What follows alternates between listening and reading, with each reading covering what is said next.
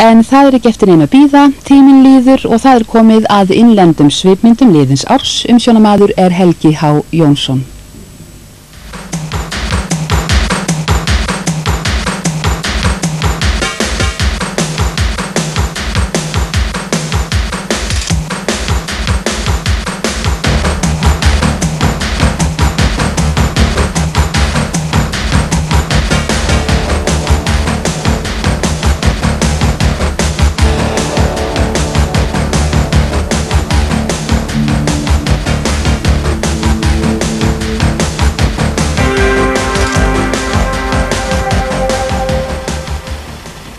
Mörgum þótti veturinn langur og strangur, sérstaklega þó vestfirðingum, norrlendingum og austfirðingum. Þótt Kári gerði líka áhlaup á suðvesturhornið. Samgöngur á land og í lofti gengu oft úr skorðum af þessum sökum. Dalvíkingar höfðu til dæmis tæpast kynnst öðru eins fannfergi. Ég staddur hér við eitt raðhús við Hjarðarslóð og ég ætla að prófa að banka upp á og athuga hvort það einhver heima. En þetta svo litlum erfiðleikum háð eins og þið sjáið.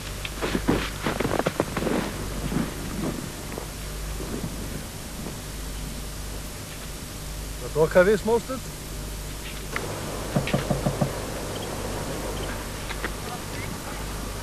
Nei, það var engin heima hér en við skulum athuga í næstu íbúð. Það ekki hlaupið inn til í þessa dagana? Nei. Hefur þurft að moka því hér út á hverju mánuði? Já, ég hef nú haft góða aðstoð og verið mokuð út. En ekki komist í vinnu öðruvísi en að fá aðstoð utanfrá? Nei, því það svo mikið mál að moka þetta inn. Bera þetta í bakkerið alveg hreint. Já, þú þurftir að fylla baðkarið oft til þess að komast út. Já, það vantar líka að hafa bara baðkerið í forstofunni, sko, þá þetta auðveldara. Þú búin að grafa hér það bil mannhæðu niður í skaflinn og það farið að sjást í eitthvað blott. Hvað hann undir? Það lata hann undir. Bíllinn þinn? Bíllinn minn, já. Á mínum uppvaxtarárum var vexti mínum stundum líkt við ljósastur. Ég held að hafi hins vegar ekki hvarflað að neinum í fullri alvöru að ég ætti til að verða stærri heldur en staurarnir. Þessir staurar áttu raunar eftir að verða heimsfrægir því að snjóa myndirnar frá Dalvík bárust út allan heim Gervinhöll. Þar að auki voru þeir tíðir gestir í stofum landsmanna framundir sumar á vegum ónefndrar æsifréttastofu sem veitti úr fréttastofu sjónvarpsins harða samkeppni. En það fór illa fyrir fréttamanninum þegar hlánaði. En nú loksins þessum erfiða og þunga vetri að ljúka. En þá aðeins eitt vandamál óleyst. Hjálp! Hjálp! Stór bruni varð að Réttarhálsi í Reykjavík í byrjun árs. Verksmiðju og birgðastöð gúmmívinnustofunar og húsnæði 6 annarra fyrirtækja brann til kaldra kola. Maður hentist alltaf til með slökkvitækið og þá var bara eiginlega mátti segja eldurinn var bara fuðraður upp. Maður vissi eiginlega aldrei neitt hvað skeði og veit það ekki. Eldsmatur var mikill þarna og eldvarnir í húsinu ekki sem skildi. Slökkvistarf var því alltið erfiðasta. Þetta búið að vera nánast óviðráðanlegt hingað til og við ráðum bara ekkert við þetta hreinlega. Tjón í þessum eldsvoða nam 100 milljóna króna. Hvað það sem margir vilja eiga en engi vill þá kannast við að eiga? Svari getur verið margs konar, til dæmis 1100 kassar af bjór.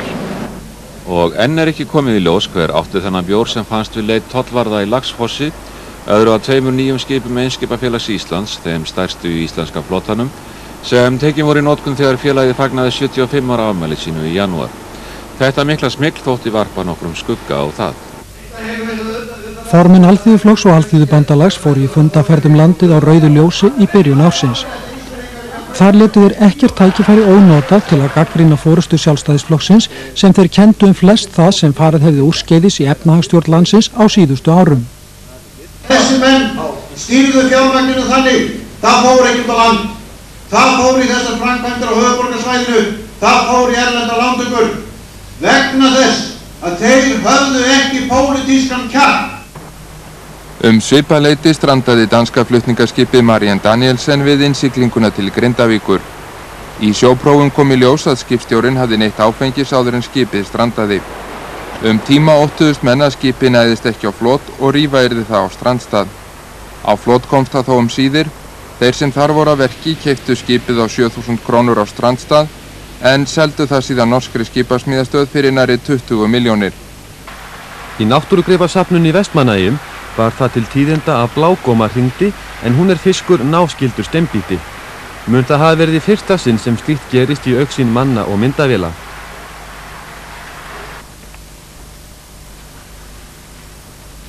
Rafmagnslaust varð nærri allt land 12. febrúar vegna bilunar í tengivirki Landsvirkjunar á Geithálsi sökum seltu sem settist á það í vestan áhlaupi. Víða var röskun á símasambandi meðal annars við útlönd og heitt vatn var einnig takmarkað tíma. Meira bara á því en fyrr að fólk flyttist úr landi, einkum til Norðurlanda og þá mest til Svíþjóðar. Af hverju það fara út? Við ætlum að yfirgefa skútuna ára sekkur. Af hverju? Það er bara svo erfitt að búa þetta. Árið 1989 fjölgaði fólk í landinu aðeins 1800 manns vegna þess hversu margir fluttust á brott og þetta er minni fjölgun en lengi undanfarið. Íbúar hér á landi eru nú 253.500 talsins. Hafinn var útflutningur af ferskum fiskafurðum, einkum laxi, flugleiðis til Japans. Íslensku afurðirnar mæltust vel fyrir hjá kaupendum á fiskmarkaðnum í Tókíó sem sá stærsti í heimi. Very good. Og ef við leikum okkur aðeins að tölum þá ársveltan á þessum markaði hér í Tókíó 1000 miljardar jena eða 400 miljardar íslenskra króna og þegar maður heyrir svona tölur þá verða íslensku fjárlögin ansi fábrotin í samanburði. 1. mars 1989 verður fyrst og fremst minnst fyrir það að þá var liðlega 70 ára bjórbanni aflétt hér á landi. Strax og vínbúður opnuðu myndaðist biðröð þystra viðskiptavina. En á eldurhús í miðborginni var tímamótana minnst með viðhöfn að viðstöddum skara fjölmiðlamanna innlendra sem erlendra. Mér það mikil ánægja að klippa nú á 76 ára gamalt ölbann á Íslandi. Og ölið flaut í stríðum straumum þennan fyrsta dag en þá seldust 150.000 lítrar af öli og þess mátti greinilega sjá stað á veitingahúsum höfuðborgarinnar.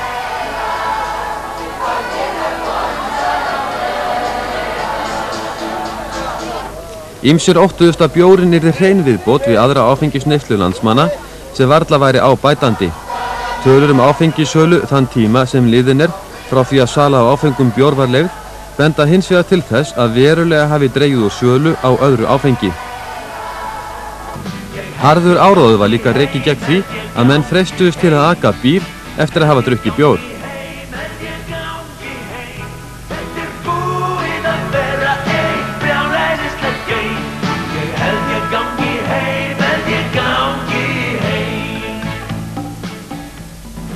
En miðjan febrúar höfðu fallið úr gildi bráðabirgðalög sem fólu í sér afnám samningsréttar og bann við verkföllum. Opinberir starfsmenn hófu þegar að leita hófana nýja samninga með viðræðum við ríkið. Einnig hófust viðræður ASÍ-félaga og samtaka atvinnurekenda. Meðan mörg félög háskólamenntaðra ríkisstarfsmanna voru að búa sig undir verkfallsátök komst hreyfing á samningamál BSRB. Þótti sýnt að Ólafur Ragnar Grímsson fjármálaráðherra vildi ná samningum við BSRB áður en yfirvofandi verkfall háskólamanna skylli á, en ekki leist öllum vel á framvindu í viðræðum BSRB og ríkisins. Það grundvöllur sem við metum sem svo að sé efnahagslegt slys. Daginn eftir að verkfall háskólamanna hófst var undirritaður nýr samningur BSRB og ríkisins til 1. desember. Auk launahækkunar fylgdu honum yfirlýsingar stjórnvalda verðlagsaðhald og aukna niðurgreiðslur á búvöru. Það virkt ekki í honum í prósentum en í vössum okkar allra vigta þær dágóðar prósentur. Ég held að þetta sé fyrsti kjarasamningurinn í mjög mörg ár, ef ekki nokkra áratugi, sem innan þess ramma sem að lagður í fjárlögum fyrir viðkomandi ár. Forystumenn BHMR tóku BSRB-samningnum fálega. Verkfall 12 félaga háskólamanna skall á snemma í apríl og áttu eftir að hafa víðtæk áhrif því að starfsemi og þjónusta ýmissa opinberra stofnana lamaðist. Neyðarástand skapaðist til dæmis á sjúkrahúsum og því sem næst öll kennsla í framhaldsskólum landsins lagðist niður, einnig hafði verkfallið áhrif í grunnskólum. Mitt í verkfallsátökum háskólamanna fetuðu aðilar á almennum vinnumarkaði í fótspor BSRB og ríkisins og skrifuðu undir nýjan kjarasamning til áramóta á degi verkalýðsins 1. maí eftir rösklega 40 klukkustundar stanslausan samningafund. Þessi samningur var á svipuðum nótum og BSRB-samningurinn. Og kannski þar sem að sárast að taka við í Í þeim forsendum að ekki skuli vera kaupmáttartrygging í samningnum. En í lengri tíma talið þá getum við ekki vænst þess að við sem semja raunverulega kaupmáttaraukningu í þessu dæmi. Eftir 6 vikna langt verkfall lauk loks kjaradeilu BHMR og ríkisins með undirritun samnings miðjan maí. Ef að það verður efnt það sem því sem lofað í þessu samningi þá held ég við getum orðið sjálfstæð. Samningur BHMR og ríkisins gildir í 5,5 ár en þó uppsegjanlegur í október á næsta ári. Kennarasamband Íslands og félög innan BHMR sem ekki fór í verkfall skrifuðu undir nýjan samning skömmu síðar. Greenpeace-samtökin brugðust hart við kvikmynd Magnúsar Guðmundssonar, Lífsbjörg í Norðurhöfum, sem að sögn höfundar var meðal annars ætlað að svara áróðri umhverfisverndarmanna gegn hvalveiðum Íslendinga. Grænfriðungar kröfðust þess að settirði lögbann á sýningu myndarinnar í sjónvarpinu. Því var hafnað og myndin sýnd og efnt til umræðina að sýningu lokinni. Ljóst að sýning myndarinnar var til þess að auka stuðning almennings á Íslandi við hvalveiðistefnu stjórnvalda. Nýr biskup var kosinn þegar Pétur Sigurgeirsson lét af störfum sökum aldurs. Séra Ólafur Skúlason hefur fengið tilskilin meirihluta atkvæða til að verða næsti biskup Íslands. Við sjónvarpsmenn náðum hins vegar tali af séra Ólafi og Ebbu Sigurðardóttur konu hans strax í morgun aðeins örfáum mínútum eftir að niðurstöðurnar lágu fyrir. Og hvað skildi séra Ólafi hafa verið efst í huga þá stundina? Þakklætið. Þakklæti gagnvart þessu fólki sem gaf mér og okkur hreinan meirihluta núna í fyrri umferðinni. Ákveðið var að sameina rekstur útvarpsstöðvanna Bylgjunnar og Stjörnunnar sem áður höfðu háð harða baráttu við ríkisútvarpið hilli hlustenda. Þetta var talið skynsamlegra, við erum sterkari á markanum heldur en tvær stöðvar sittforlegi. En hver verður þá eiginfjárstaðan? Eiginfjárstaðan verður mjög sterk. Réttu hálfu ári síðar riftu Bylgjumenn sameiningarsamningnum þegar þeir töldu í ljós komið að staða Stjörnunnar væri mun verri en talið hafði verið í sameininguna. Bylgjumenn reka nú 2 stöðvar, Bylgjuna og Stjörnuna, en fyrrum stjörnumenn stofnuðu nýja útvarpsstöð, aðalstöðina. Við verðum allt öðruvísi, við verðum held ég miklu rólegri og yfirvegaðri. Svæðisútvarp Norðurlands færði úr Kvíarnar og þáttaskilurði í útvarpsmálum Vestfirðinga síðar á árinu þegar Svæðisútvarp Vestfjarða tók til starfa á Ísafirði. Þetta Svæðisútvarp Vestfjarða, fyrsta útsending. Og við útvarpshúsi í Reykjavík var komið upp jarðstöð til þess að taka á móti erlendu sjónvarpsefni. Talsverður hiti var í mönnum skeið vegna fosfórsbrautar sem borgaryfirvöld í Reykjavík vilja gera í fosfórsstannum. Bæjarstjórn Kópavogs rifti samningi við borgina fosfórsbrautina, taldi forsendur brostnar og lét íþróttafélagi í bænum í lóð í vegarstæðinu. Viðbrögð borgarstjórans í Reykjavík urðu harkaleg. Ég vek athygli á því að borgin myndi haga sér eins og Kópavogur þykist alltaf að gera, reyndar kemst alltaf ekki upp með að gera. En þá myndi þeirri borgi hafa heitt vatn eða kalt vatn, rafmagn, slökkvilið eða reyndar fá að setja ruslið á sorphaugana hjá okkur ef við myndum hafa okkur eins. Í Kópavogi var haldinn fjölmennur borgarafundur þetta og virtust þar allir á einu máli. Við samþykkjum ekki lagningu fosfórsbrautar. Lyktir málsins urðu þó þær að samið var að ráðast ekki í varanlegar framkvæmdir í Fossvogsdal meðan leita væri leiða til þess að leysa ágreininginn. Lag Valgeirs Guðjónssonar, það sem enginn sér, hafnaði í neðsta sæti í söngvakeppni evrópskra sjónvarpsstöðva í Lúsern í Sviss. Fékk ekkert stig. En höfundurinn var þó ekkert banginn yfir þessari niðurstöðu. Ég held að ábyrgðin sé þjóðarinnar og þjóðin verður að axla núllið með mér og Daniel. Stærsta fíkniefnamál sem komið hefur upp hér á landi varð uppvíst þegar 4 menn voru handteknir grunaðir að hafa smyglað meir en 400 grammum af kókaini hingað til lands. Einn þeirra sem viðrinni voru málið satt í gæsluvarðhaldi í marga mánuði. 20 stúlka úr Reykjavík, Hugrún Linda Guðmundsdóttir, var kjörin fegurðardrottning Íslands. Og það var auðvitað alheimsfegurðardrottningin Linda Pétursdóttir sem kringdi hana.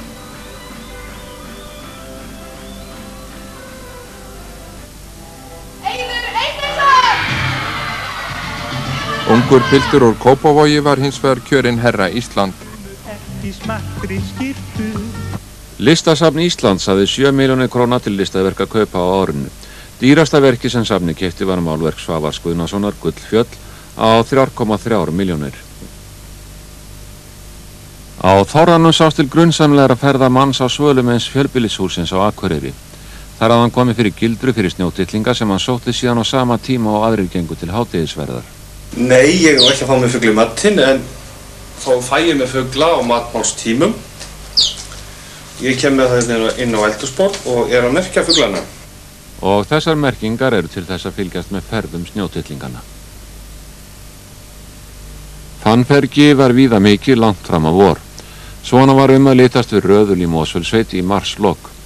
Hitakerfi í Gangstedt hafði holað inn að snjóskap við húsið og myndað 20 metra löng snjógöng. Vetur konungur var þaulsætinn. Svona var umhors í Eyjafirði viku að maí. Þá var sauðburður hafinn en tún enn undir fönn. En þráttur í tíðina var náttúran söm við sig eins og sjá mátti á Urriðavatni og Héraði miðjan maí. Þá var enn vetraríki við Jökulsá og Brú. Gamanið kárnaði svo þegar komið var upp á Jökuldalsheiði. Þar var allt á kafi í snjó miðjan maí. Já, þetta leiðinlega, það er mikil gjafavetur, þetta sjaldan verið sett út eða sama sem ekkert síðan áramót, eða síðan miðjan desemberina, segja það. Jóhannes Páll páfi annar sótti Ísland heim í byrjun júní í fyrstur páfa.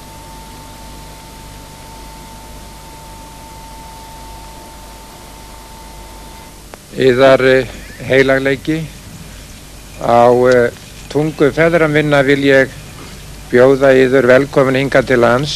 En síðan flutti páfi ávarp sem hann lauk svo.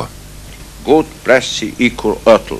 Frá Keflavíkurflugvelli fór páfi til Bessastaða til fundar við forseta Íslands. Þá hélt páfi til fundar við söfnum sinn í Landakotskirkju þar sem mikill mannfjöldi beið hans. Síðan lá leiðin til Þingvalla þar sem framfór samkirkjulega athöfn. Daginn eftir flutti Jóhannes Páll hámessu á Landakotstúni í Reykjavík að viðstöddu miklu fjölmenni. Stuttu eftir að gengið hafði verið frá nýjum kjarasamningum voru boðaðar miklar verðhækkanir á vöru og þjónustu. Þúsundir launamanna mættu á útifund sem stærstu launþegasamtökin nefndu til á Lækjartorgi til að mótmæla þessu. Ríkisstjórnin var sökuð að efna ekki loforð aðhald í verðlagsmálum. Ef verðhækkana sókinn bráir ekki af ríkisstjórninni, þá hljóta viðbrögð okkar að verða hörð. Launþegasamtökin skoruðu á fólk að sneiða hjá mjólk og mjólkurvörum í 3 daga. Verulega drógur mjólkurneyslu. Við höfum aðeins pakkað 50% af venjulegum miðvikudegi og venjulegum fimmtudegi. Tilmæli forystumanna BSRB og ASÍ til fólks að nota ekki bíla í 2 daga virtust hins vegar ekki bera tilætlaðan árangur því umferð minnkaði lítið. Í kjölfar þessara aðgerða tilkynnti ríkisstjórnin ýmsar verðlækkanir. Það hefur verið tekið mark á mótmælum almennings og það er nú ekki hverjum degi sem það gerist. Selskópar geta ekki talist til algengra gæludýra, en á Húsavík þó einn slíkur kallaði Snorri sem fannst yfirgefinn í fjörunni en nú besti leikfélagi barnanna. Í Reykjavík á svo heima ung stúlka sem býr köttinn sinn hann Hlunk upp á og hefur hann í stað dúkku og fer með hann í göngutúra í dúkkuvagninum. Og Hlunkur lætur sér þetta vel líka. Fjármálaráðuneyti greip til víðtækra aðgerða til að innheimta söluskattskuldir. Fjölmörgum fyrirtækjum land allt var lokað fyrirvaralaust ef þau gátu ekki greitt á staðnum. Fyrstu dagana var lokað hjá 198 fyrirtækjum en flest þeirra opnuðu þó fljótlega aftur. Menn greindi nokkuð á aðgerðir ráðuneytisins meðal annars vegna þess að loka var hjá nokkrum fyrirtækjum sem ekki höfðu greitt gjaldfallin söluskatt þar mál þeirra voru til meðferðar hjá ríkiskattanefnd. Mikil heræfing var haldin á varnarsvæðin á Suðurnesjum. 1000 hermenn ásamt vopnum og búnaði voru fluttir til landsins. Þá tóku hermenn sem að jafnaði eru á Keflavíkurflugvelli þátt í æfingunum. Samtök herstöðaandstæðinga mótmæltu þessum æfingum og kom til átaka lögreglu á herstöðaandstæðinga. Látum þetta stoppa okkur? Nei. Jóhann Karl Spánarkonungur og Sofía drottning komu í júlí í opinbera heimsókn í boði forseta Íslands. Konungshjónin fóru meðal annars til Þingvalla og Vestmannaeyja og konungur óskaði sérstaklega eftir að sjá íslenska hesta og utan dagskrár var því komið við að dal í Mosfellsbæ þar sem haldin var hestasýning. Bandaríska fyrirtækið Texaco keypti 30% hlutabréfa í Ólís fyrir hátt í 200 milljónir króna. Þar með voru til lykta leiddar deilur Landsbankans og Ólís vegna mikilla skulda olíufélagsins við bankan. Flugleiðir höfðu samið við flugmenn en miðjan júlí boðuðu flugfreyjur verkfall. Allt stefndi í að flug félagsins legðist niður vegna þess að það vildi ekki fallast á kröfu flugfreyja 2 sokkabuxur á mánuði. Röskri klukkustundu áður en verkfallið átti að hefjast tókust þó samningar og flugfreyjur fengu sitt fram að hálfu. Það kom sáttatillaga frá sáttasemjara sem að fóli í sér 1 sokkabuxur. Samningar við 500 starfsmenn álversins í Straumsvík tókust einnig á síðustu stundu. Miklir hagsmunir voru í húfi og meðal annars var því haldið fram að verkfall í álverinu gæti skaðað tilraunir stjórnvalda til að fá erlenda aðila til aukinnar álbræðslu hér á landi. Aurskriður féllu á Seyðisfirði í ágúst. Skriðar hreif meðal annars með sér 2 bíla og voru 15 hús rýmd vegna hamfarana. Hluti netagerðarinnar á staðnum fylltist af aur og grjóti og var talsvert tjón af.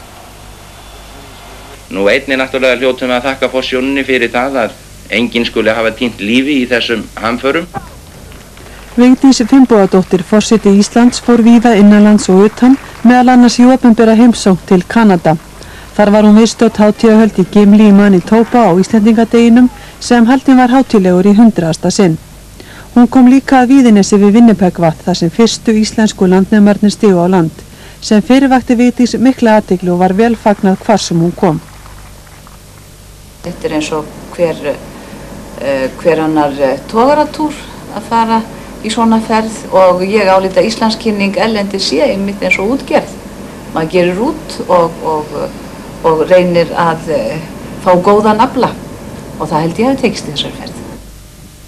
Nokkur þýsk og bandarísk fyrirtæki höfðu hætt að kaupa héðan sjávarafurðir vegna hvalamálsins en ekki var fyrr búið að skjóta síðasta hvalinn síðsumars þegar rannsóknarveiðum lauk en mál tók að skipast á annan veg. Grænfriðungar tilkynntu líka að samtökin hefðu fallið frá viðskiptaþvingunum gagnvart Íslendingum. En var verið að vinna úr gögnum hvalarannsóknirnar en ljóst þykir þó að enginn þeirra hvalategunda sem nytjaðar hafa verið hér sé í hættu. Nokkrar umræður urðu skemmtanahald verslunarmannahelgina og var mest fjallað útihátíð í Húnaveri þar sem hátt í 8.000 unglingar söfnuðust saman. Lögreglan taldi ástandi þó ekki hafa verið verra en við hefðum átt búast. Það mikið fjör, nema sumir sofna, aðrir vakandi eins og ég. Þessa helgi var 2 systrum 6 og 8 ára bjargað úr bráðum lífsháska í Núpsá. Ég ætti að segja á. Og hvað gerðist svo? Ekki drukknar. Faðir systranna náði þeim úr bílnum og læknir sem þarna var staddur blés í það lífi. Mikil endurnýjun hófst á millilandaflugflota flugleiða. Forseti Íslands gaf fyrstu vélin af 7 sem félagið ætlar að festa kaupa á hjá Boeing-verksmiðjunum nafn við komu hennar hingað. Aldís skal þessi farkostur heita. Heildarfjárfesting flugleiða í vélinu 7 nemur tæpum 17 milljörðum og eru kaupin að langmestu fjármögnum með erlendum lántökum. Þetta mesta fjárfesting sem íslenskt einkafyrirtæki hefur ráðist í fyrr og síðar. Samkomulag varð með Reykjavíkurborg og meirihluta hreppsnefndar Kjalarneshrepps að urða sorp í Álfsnesi þótt skiptar skoðanir væru það í hreppnum. Borgin keypti Álfsnes á tæplega 100 milljónir króna en Kjalnesingar eignast hana aftur á 25 árum. Ráðgert að sorpburðum þarna hefjist árið 1991. Sorpböggunarstöð verður svo í Gufunesi. Plannan að við ætlum að panta tíma í málhreinsunar átaki þarna sem hafi verið svo mikið að auglýsa. Eru þið ekki með eitthvað svoleiðis? Þarna Bibba að tala sérstakt málræktarátak sem menntamálaráðuneytið beitti sér fyrir til þess að glæða máltilfinningu fólks. Kveikjan meðal annars áramóta ávarp forseta Íslands. Í skólum var sumstaðar efnt til málræktarvikna enda hafa kennarar vaxandi áhyggjur af málnotkun barna og unglinga.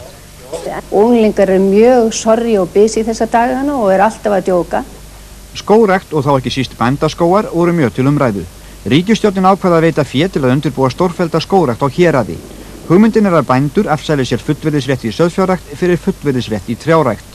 Talað að gróðursetja 2 milljónir plantna árlega og leggja 20.000 hektara lands undir skóg. Þannig að Héraðið getur orðið einn samfelldur skógur eftir nokkra áratugi. Og nú sjáum við loksins að það einhverjir farnir að taka okkur alvarlega.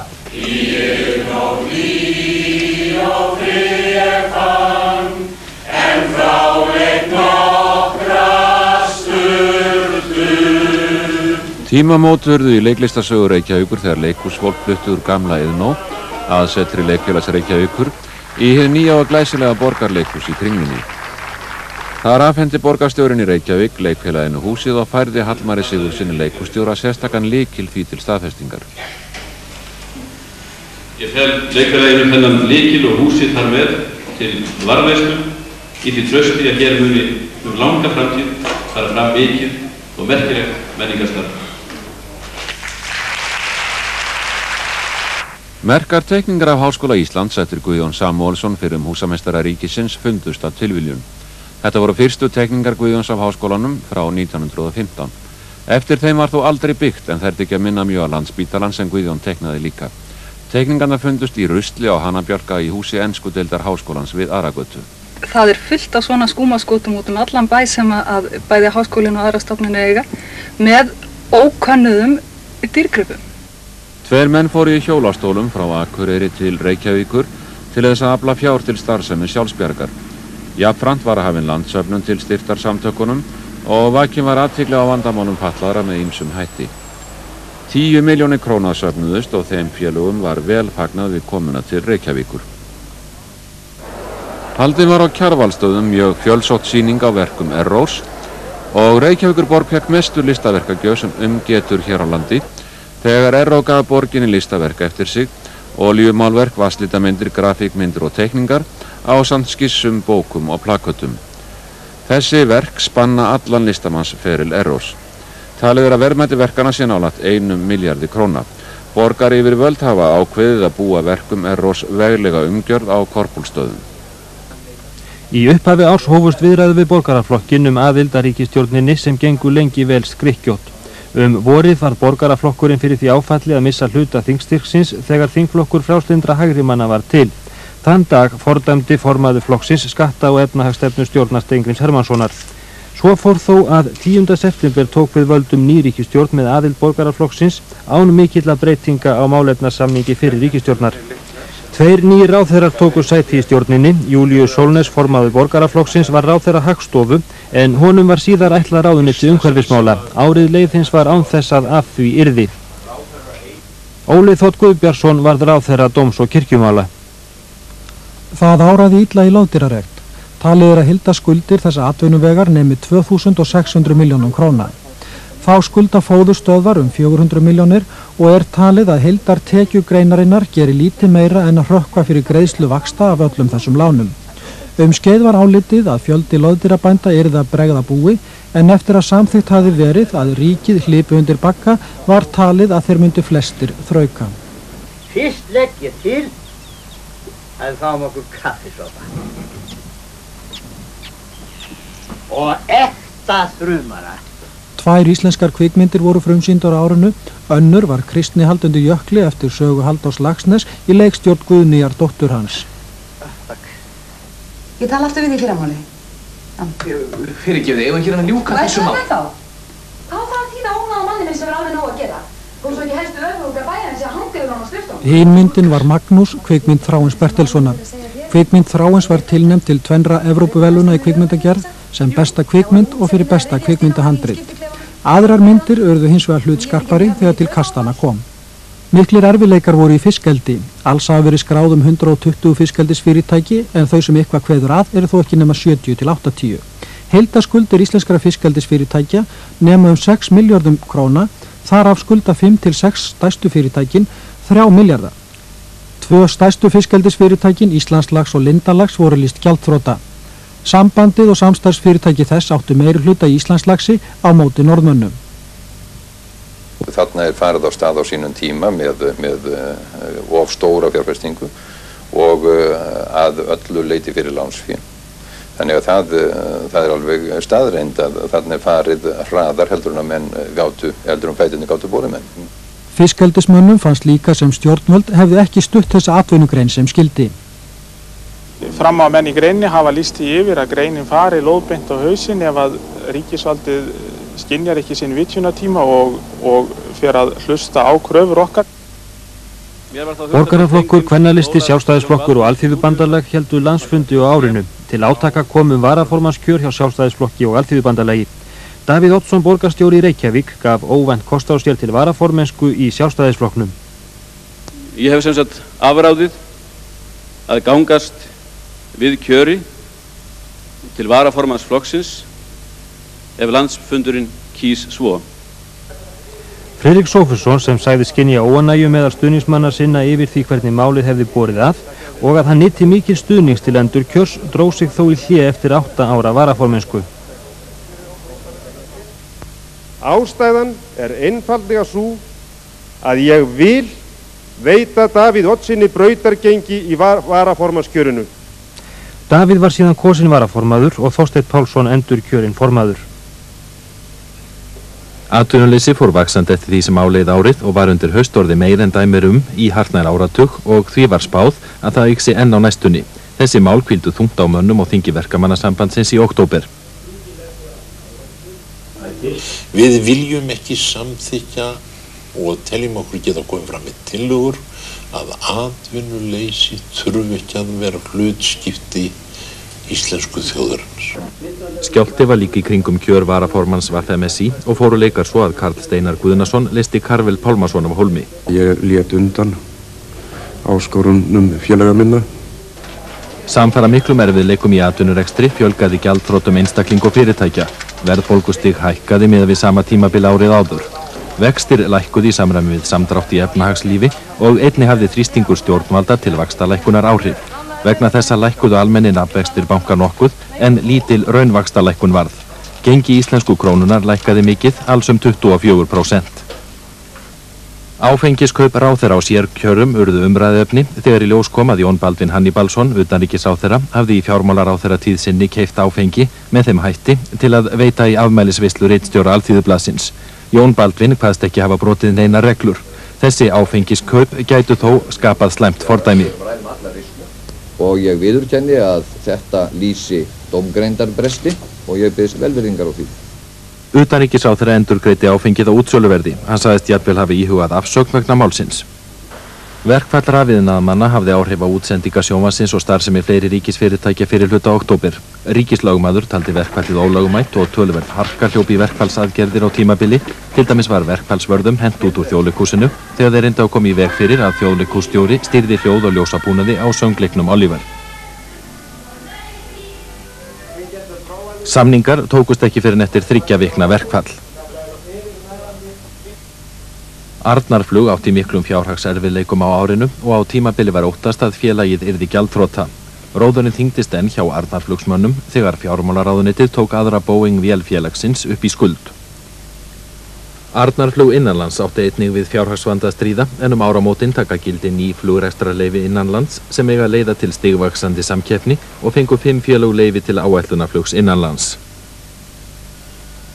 Í haust ákvað Alþingi að tekjuskattshlutfallið yrði 32,8% á næsta ári, 2% hærra en í ár og 4,3% hærra en í fyrra. Þá samþykkti Alþýðuflokkurinn hækkun með því fororði að hún gilti aðeins til 1 árs. Eignaskattar hækkuðu í upphafi ársins, þá komst á eknaskatturinn svonefndi. Stjórnvöld ákváðu þó í haust að draga úr þeirri skattheimtu. Eftir nokkur átök milli stjórnarflokkana var ákveðið að breyta lögum virðisaukaskatt þannig að hann yrði 24,5% í stað 22%. Forsætisráðherra tilkynnti þetta í umræðum vantraust á ríkisstjórnina í nóvemberlok en lögin taka gildi áramótin. Skattþrepið verði 24,5 af 100 en lægra þrep eða ígildi lægra þrep 14 af 100 með endurgreiðslu á mikilvægustu matvælin. Árið var erfitt fyrir sjávarútveginn. Tiltölulega lágt verð á afurðum, samdráttur í þorsk og loðnuafla og mikill fjármagnskostnaður olli því að mörg fyrirtæki átti í miklum erfiðleikum. Verulega gekk á eigið fé margra sjávarútvegsfyrirtækja og sum voru svo aðþrengd að þau urðu að fara fram á greiðslustöðvun og nokkur urðu gjaldþrota. Patreksfjörður var talandi dæmi þetta, þótt miklir erfiðleikar væru líka víða annar staðar. Hraðfrystihús Patreksfjarðar var gjaldþrota síðasta dag júlímánaðar en það stóð undir meiri hluta atvinnulífs í byggðarlaginu og skip þess voru með meir en helming af kvóta staðarins. Vegna erfiðleika í atvinnulífi fækkaði íbúum af Patreksfjörði nærri 100 á árinu eða 10 af 100. Mikil umræða var kvótafrumvarpsdrög hagsmunanefndar sjávarútvegsins. Meginbreytingarnar sem í þeim felast eru þær að sóknarmarkið verið fellt niður og að ný kvótalög sem taka í gildum áramótin verið til langs tíma. Helstu hagsmunasamtök í sjávarútvegi svo sem Fiskiþing og aðalfundur Landssambands íslenskra útvegsmanna samþykktu drögin breytingalítið. Formannafundur sjómannasambandsins samþykkti drögin í meginatriðum en farmanna- og fiskimannasambandi tók ekki afstöðu en lýsti yfir óánægju með að kvóti gengi kaupum og sölum. Þá voru margir háskólamenn á móti því að kvóti væri afhentur útvegsmönnum ókeypis.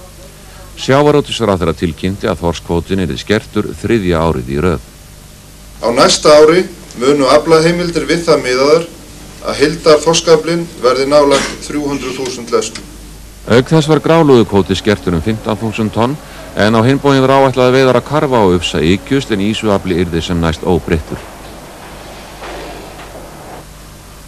Styr stóð fjármál þjóðarbókhlöðunar milli háskólamanna og fjármálaráðherra en svipað leyti var líka frá því greint að hluti hennar yrði helgaður Halldóri Laxness, verkum hans og höfundaferli. Þá var einnig afhjúpuð brjóstmynd af Halldóri gerð af einum kunnasta myndhöggvara Norðmanna. 20.000 lítrar af olíu runnu úr geymi við ratsjárstöðina á Bólafjalli við Bolungarvík, mikið af henni niður Stigahlíð og í sjó fram. Athugun sýndi þó að snjór umhverfis stöðina var líka olíumengaður. Rannsókn leiddi í ljós að nærri 160.000 lítrar af olíu höfðu verið fluttir í stöðina án leyfis. Ríkissaksóknari fyrirskipaði síðan að framskildi fara rannsókn vegna þessa olíuleka. Öflug dínamitsprengja sprakk við Laufásveg kvöld 1. nóvember en 10 klukkustundum áður var hringt í bandaríska sendiráðið og sprengingum hótað. Grunur leikur á að sami maður eða menn hafi verið þarna að verki og þegar sprengingar urðu við Bergþórugötu og Öldugötu fyrr haustið. Hafskipsmálinu var framhaldið. Frávísunarkrafa verjenda 5 ákærðra í málinu var tekin fyrir í Hæstarétti og hafnað þar eins og í sakadómi. Fram kom hjá félagsmálaráðherra að flest þeirra 30 sveitarfélaga sem verst væru stödd fjárhagslega ættu að geta komið fjármálum sínum í lag með skuldbreytingum og aðhaldsaðgerðum en ekki yrði þó hjá því komist að grípa til sérstakra aðgerða til aðstoðar 7 til 10 sveitarfélögum. Hörð átök urðu á landsfundi Alþýðubandalagsins. Steingrímur J. Sigfússon ráðherra samgöngu og landbúnaðarmála bauð sig fram gegn varaformanni flokksins, Svanfríði Jónasdóttur, sem jafnframt varaþingmaður Steingríms í Norðurlandskjördæmi eystra og aðstoðarmaður Ólafs Ragnars flokksformanns í fjármálaráðuneytinu. Steingrímur náði kjöri þótt Ólafur Ragnar hefði lýst yfir stuðningi við Svanfríði. Hún sagði úrslitin endurspegla mat flokksmanna á valddreifingu og störfum kvenna. Ég verðskulda ekki þessi úrslit. En það hlýtur flokkurinn að gera, fyrst þetta var niðurstaðan. Jón Óttar Ragnarsson, sjónvarpsstjóri á Stöð 2 var kjörinn markaðsmaður Norðurlanda. Það engin máttur, hvorki veraldlegur eða andlegur sem getur komið í veg fyrir það að Stöð 2 ekki aðeins komið til að vera. Hún á eftir að verða einn öflugasti, kannski alöflugasti fjölmiðillinn á Íslandi.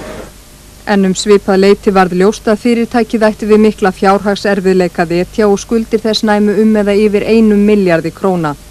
Forráðamenn þess leituðu því á náðir opinberra aðila aðstoð. Skeið var mikill hiti í mönnum á Alþingi og í stjórn Húsnæðisstofnunar ríkisins vegna húsbréfakerfisins svokallaða sem Jóhanna Sigurðardóttir félagsmálaráðherra lagði mikla áherslu á. Öldurnar lagði þó og húsbréfakerfið tók gildi í nóvember. Það fór rólega af stað þótt ýmsir hefðu átt von á að umsóknum lán samkvæmt því myndi rigna inn. Sama dag og Guðrún Helgadóttir forseti sameinaðs þings tók þátt í umræðuþætti í sjónvarpi siðferði stjórnmálamanna, sagði Dagblaðið Vísir frá því að hún hefði þegið 200.000 króna lán frá Alþingi. Guðrún sagðist hafa fengið lánið vegna þess að embættið hefði haft í för með sér fjárhagsleg útlát fyrir hana, meðal annars vegna óhjákvæmilegra fatakaupa. Ýmsir urðu þó til að gagnrýna þetta. Ég tel ekki að ríkisstofnanir eigi að vera lánastofnanir fyrir einstaka starfsmenn eða Alþingi að vera lánastofnanir fyrir alþingismenn. Vaxandi ofbeldi í Reykjavík, einkum í miðbænum, var mönnum áhyggjuefni. Þegar fólk fara að tala um að sé ekki óvilt að fara í bæinn hér á helgum, föstudags- og laugardagskvöldum, þá það ástandi ekki gott. Enginn hafði þó takteinum lausn á þessu vandamáli en unglingar efndu sjálfir til átaks gegn ofbeldi og upp voru teknar viðræður breytt fyrirkomulag á löggæslu í borginni. Framkom á Alþingi ágreiningur utanríkismála milli Alþýðuflokks og Sjálfstæðisflokks afstöðu til viðræðna ríkja EFTA og Evrópubandalagsins sem sameiginlegt efnahagssvæði og þátttöku Íslendinga í þeim. Sjálfstæðismenn vildu að Alþingi ályktaði umboð til utanríkisráðherra og jafnframt vildu tvíhliða viðræður við Evrópubandalagið. Á þetta var ekki fallist. Jón Baldvin Hannibalsson, utanríkisráðherra sem stýrði undirbúningi fyrirhugaðra viðræðna EFTA og EB af hálfu EFTA-ríkjanna, lagði fram skýrslu á Alþingi fyrr í vetur en ekki tókst að ljúka umræðum hana, meðal annars vegna andstöðu sjálfstæðismanna á þingi. Það mun henda stundum innbyggja Ástralíu þegar þeir beita vopni sínu, sem heitir búmerang, að það hittir á fyrir þá sjálfa. Þannig með þessa vantraust umræðu. Hún okkur kærkomið tækifæri til þess að flytja vantraust á reynslu litla forystu Sjálfstæðisflokksins sem kann sér ekki hóf í pólitík og varla mannasiði heldur, og það vantraust verður samþykkt. Ný stjórnstöð Landsvirkjunar við Bústaðavegi Reykjavík var tekin í notkun. Þaðan verður raforkukerfi Landsvirkjunar fjarstýrt. Þessi stöð leysti stjórnstöðuna á Geithálsi af hólmi og kostaði 840 milljónir króna. Þegar vika var af desember voru hlýindi svo mikil á Suðurlandi að bændur voru farnir að hafa áhyggjur af gróðri. Kýr voru á beit og í Hvolhreppi voru menn að taka upp rófur. Þetta var eins og í fyrra að þá var blækt á þessum tíma, þannig að ég veit ekki hvað að ske í íslenska veðurfarinu. En eftir einmuna blíðu mest allt land langt fram eftir hausti gerði miklar frosthörkur með landföstum hafís undir lok ársins, svo að siglingaleiðin fyrir Horn lokaðist skeið. Það þarf alla leið aftur til 1917, altså til þess að finna desember með svona mikið ís. Fyrir hluta árs hélt mikill taprekstur Álafoss HF áfram, en á haustdögum töldu stjórnendur fyrirtækisins tapreksturinn úr sögunni í bili að minnsta kosti. Rekstur félagsins var endurskipulagður, starfsfólki fækkað, eignir seldar og skammtímalánum breytt í langtímalán. Auk þess ganga sölusamningar við sovjetmenn betur í ár en í fyrra. Samt verður verulegt tap á rekstri Álafoss á árinu í heild. Loðnuveiðar gengu vel á vertíðin í byrjun árs og tiltölulega hátt verð fékkst fyrir afurðir. Haustvertíðin brást hins vegar algjörlega og það var eitt mesta áfall í sjávarútvegi hér á landi árabil. Sjávarútvegsráðherra ákvað í desember byrjun að banna loðnuveiðar sinn. Loðnusjómenn héldu fundum málið á Akureyri og þar komu fram miklar áhyggjur manna yfir því að ekki fyndist loðna. Og stungi var upp á því að í staðinn fengi loðnuskipin að veiða 45.000 tonna síld. Viðbrögðum við því voru harkaleg. Auðvitað með vilja fá stundar gróða, þá er ekkert mál að hreinsa þetta upp. En inn á fundin bárust svo fréttir á loðnu við Kolbeinsey, ráðherra felldi veiðibannið úr gildi og skipin héldu út. Afli reyndist þó tregur og skipin hættu fljótlega veiðum, en það var orðið stutt til jóla þegar hér var komið. Síldarvertíð fór líka seint og illa á stað þótt betur rættist úr en með loðnuna. Mikil óvissa ríkti skeiðun síldarsölu samninga við sovjetmenn og Jón Sigurðsson viðskiptaráðherra sætti nokkru ámæli fyrir að skrifa undir samningum kaup á olíu frá Sovétríkjunum án þess að tengja samningum síldarsölu þangað. Þeir áttu ekki að skrifa undir olíusamningin strax. Í lok nóvember var loks undirritað samningur við sovjetmennum að þeir keyptu 150.000 tunnur af saltsíld héðan. Undir árslok var svo tilkynning frá sovjetmönnum að þeir vildu kaupa 50.000 tunnur til viðbótar. 49 Íslendingar biðu bana af slysförum á árinu, þar af 3 erlendis. Banaslys 1989 voru því talsvert færri en árið áður þegar 62 Íslendingar fórust. Sem fyrr var umferðin mannskæðust, 30 fórust í umferðarslysum á árinu, þar af 2 erlendis. 7 menn fórust í sjóslysum eða drukknuðu.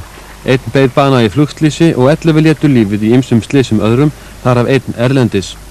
Árið var íslenskum skipasmíðaiðnaði erfitt og ýmsar helstu skipasmíðastöðvarnar neyddust til þess að segja upp starfsfólki vegna verkefnaskorts, enda á þessi grein í harðri samkeppni við erlend fyrirtæki. Það sem að skipaiðnaðin hefur óskað eftir er að fá að sitja við sama borð og erlenda stöðvar. Samband Málm og skipasmiðja fór fram á opinbera aðstoð og iðnaðarráðherra lagði til að lána fyrirgreiðsla yrði aukin og opinberum verkefnum beint til innlendra stöðva. Miklar umræður urðu öryggisgæslu á Keflavíkurflugvelli eftir að farið var inn í vél frá SAS og áfengi og tóbaki stolið úr henni. Í sjónvarpsfréttum daginn eftir var sýnt fram á að næsta auðvelt væri að komast inn fyrir flugvallagirðinguna. Sjáðu, ég er komin í gegn.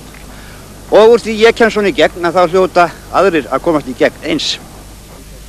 Næsta dag voru svo gerðar ráðstafanir til þess að styrkja girðinguna.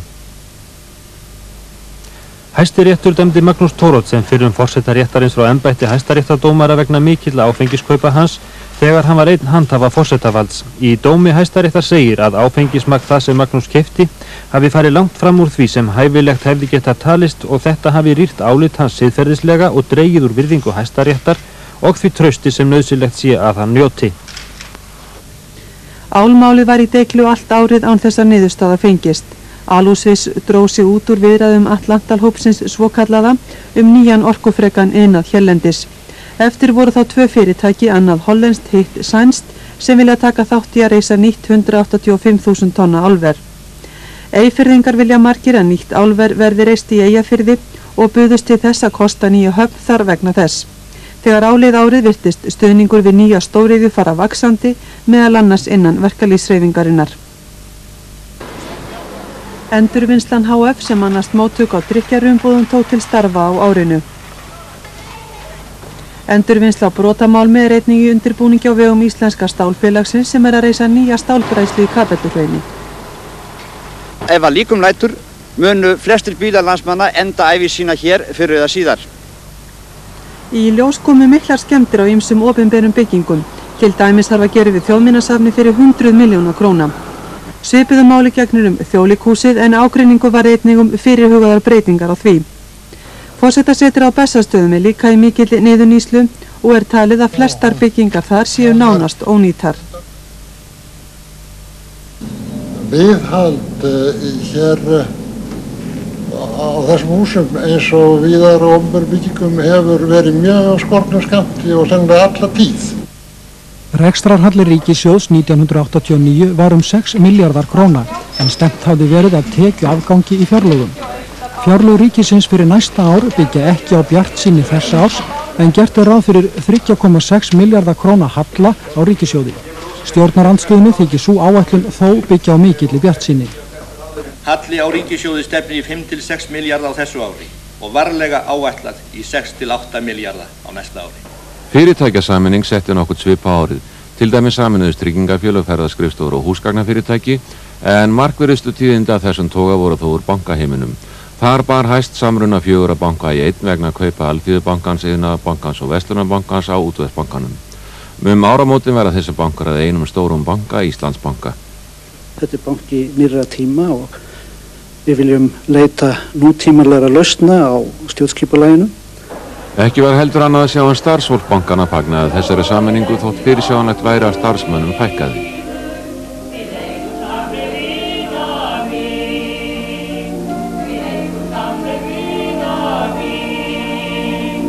Þá var líka undirritaður samningur kaup Landsbankans á hlut sambandsins í Samvinnubankanum, en það mál var þó mjög umdeilt meðal annars vegna verðsins og er enn óútkljáð. Forseti Íslands opnaði nýja skoðunarstöð Bifreiðaskoðunar Íslands í Reykjavík og fyrsti bíllinn sem skoðaður var í nýju stöðinni var embættisbifreið forseta. Öll bílaskoðun á eftirleiðis að verða miklu nákvæmari og betri en verið hefur, þar sem nýja skoðunarstöðin er búin mjög fullkomnum tækjum. En við ljúkum þessum svipmyndum frá liðnu ára á svipuðum nótum og við byrjuðum með skráveifum sem náttúruöflin gerðu mannfólkinu. Því að jólin gekk fárviðri yfir Suðurland og undir Eyjafjöllum var þá svo hvasst að sverir rafmagnstöðvar kuppuðust í sundur og þungar heifinuvélar og bílar fuku langar leiðir, þar á meðal 10 hjóla trukkur.